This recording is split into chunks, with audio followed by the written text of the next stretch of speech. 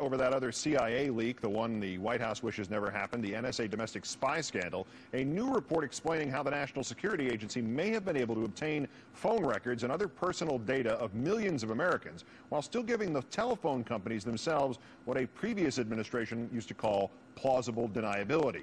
The solution? Buying all that information from a third party, your tax dollars in action.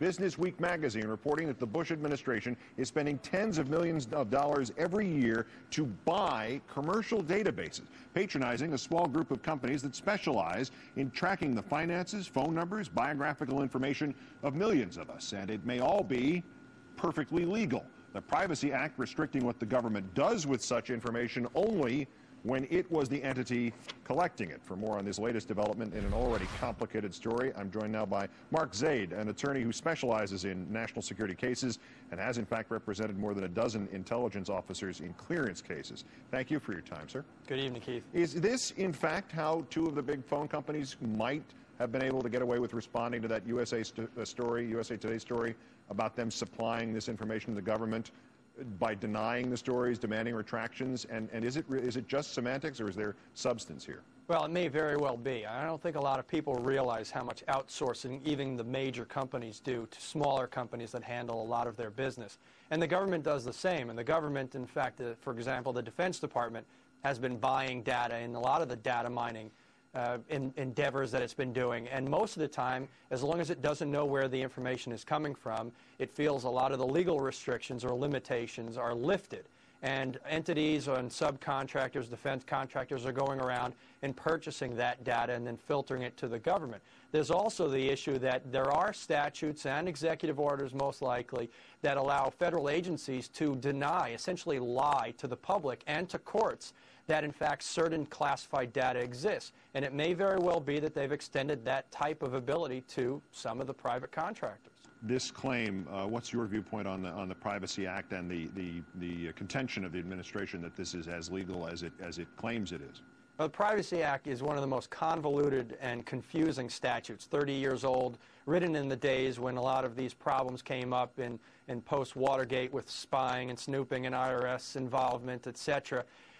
The problem is that the thing is chock full of amendments and exceptions to the exceptions, and it's almost impossible to figure out at times what it prevents.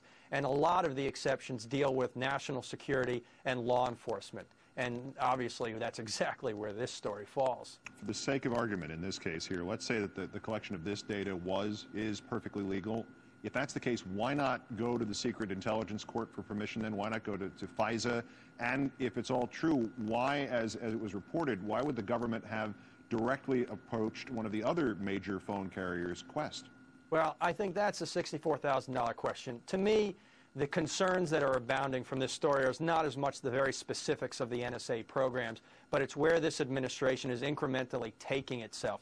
It feels that over the last 30 years, the presidential office has lost power, and it's trying to re-grab that back. I think in many ways the NSA issue and circumventing the FISA court has nothing to do with whether or not the NSA can do this. If it had gone to FISA, no doubt it would have been given permission.